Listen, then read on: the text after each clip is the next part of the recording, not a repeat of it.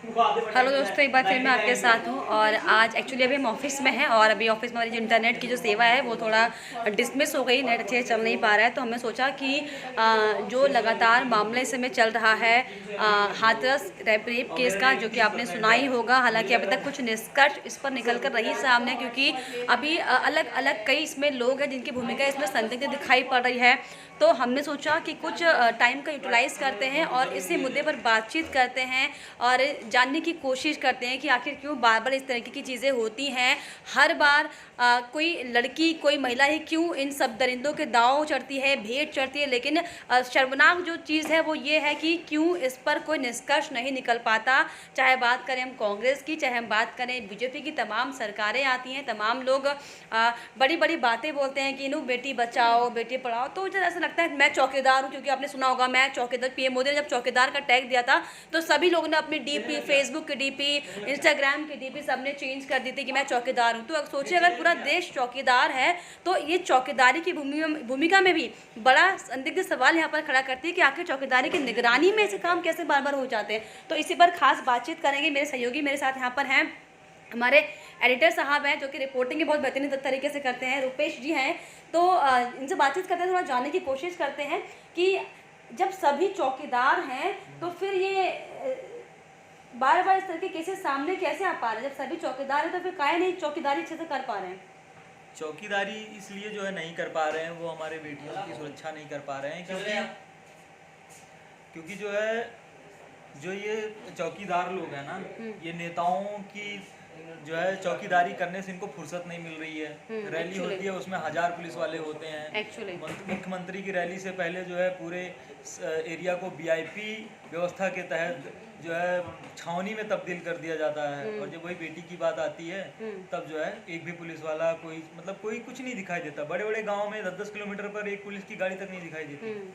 तो ऐसी व्यवस्था है, तो इस व्यवस्था के चलते तो कहाँ चौकीदारी हो पाएगी। वाकई बेहद शर्मनाक है, क्योंकि हम जिस तरीके से कहते हैं कि जो औरत होती है, जो लड़की होती है, वो एक नेशन की एक जननी होती है, एक नई जनक की। लेकिन बहुत शर्मनाक लगता है जब इस तरह की घटनाएं बार बार सामने आती है। जब बहुत शर्मनाक लगता है जब आप बार बार इस तरीके के नारे देते हैं कि बेटी बचाओ, बेटी पढ़ाओ। लेकिन सोचिए आप ये बातें खाली शब्दों में बोल रहे हैं, आप इसको समझ नहीं रहे हैं, तो इसका क्या करिएगा। जो आप बस खाली बोल रहे हैं, शब्दों में बोलना आसान है कि समानता का अधिकार हम दे रहे हैं, बेटी बचाओ बेटी पढ़ाओ को तहत हम कई तरीके के अभियान चला, लेकिन शब्दों में सिर्फ ये धरातल पर कुछ नजर नहीं आ रहा। धरातल पे इसलिए नहीं आ रहा है कि बोलने, कथनी और करनी में बड़ा फर्क होता है। लोग बोलते बहुत कुछ हैं, जब चुनाव का टाइम आता है तो वादा देके चले जाते हैं, बेटियों को बचाएंगे, बेटियों को पढ़ाएंगे, लेकिन संस्कार कौन देगा।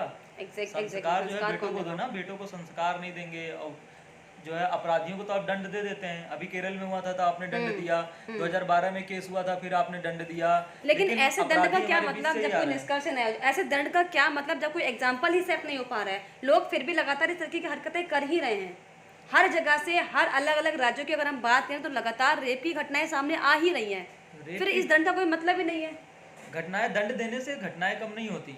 जब तक लोगों की मानसिकता नहीं बदलेगी, लोगों की सोच नहीं बदलेगी, तब तक जो है ये सब चलता रहेगा। और हमारे देश में जो है धर्म को लेकर, कास्ट को लेकर बहुत सारी चीज़ें होती हैं। जितने भी ज़्यादा अपराध आते हैं जिसमें देखा जाता है कि छोटे जाति की बच्ची के साथ जो है रेप कर दिया, मतलब ज़्यादातर केसेस ऐसे आते हैं। लोग बोलते हैं छोटे कपड़े पहनने की वजह से जो है रेप हो रहे हैं।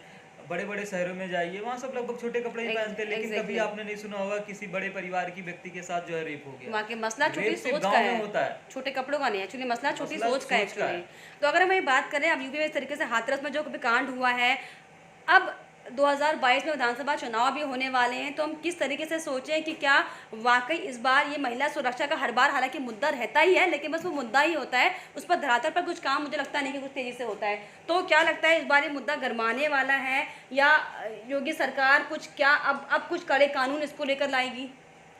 कानून की बात यह है कि जितने भी राजनीतिक पार्टी है उनको तो बस एक मुद्दा चाहिए होता है, विपक्ष को भी मुद्दा चाहिए होता है कि सत्ता में आने के लिए उनको बस रोटी सेकने के लिए कोई गर्म तवा मिल जाओ। गर्म तवा इस समय मिल चुका है हाथरस। जिसके ऊपर सभी पार्टी लोग वहाँ पे जाने के लिए तत्पर हो रखे हैं कि जो है जाएं, अपना मुद्दा गर्म करें, क्योंकि 2 साल बाद चुनाव है तो सबको पता है कि चुनावी मुद्दा आने वाला है। तो अभी से सब जो है अपना अपना पैर पसारने की फिराक में लग गए हैं कि अपना अपना जहाँ पे जाके गरीबों के घर जाना, गरीबों के दलितों घर के घर खाना जाना। खाना, गरीबों की सेवा करना, ये सिर्फ चुनाव के 1 साल 1.5 साल पहले ही देखने को मिलता है। और वो शुरुआत हो चुकी है इस मुद्दे के थ्रू। वाकई मुद्दा मिल चुका है कि बेटियों की बचाना तो सबसे अहम मुद्दा है पूरे देश में।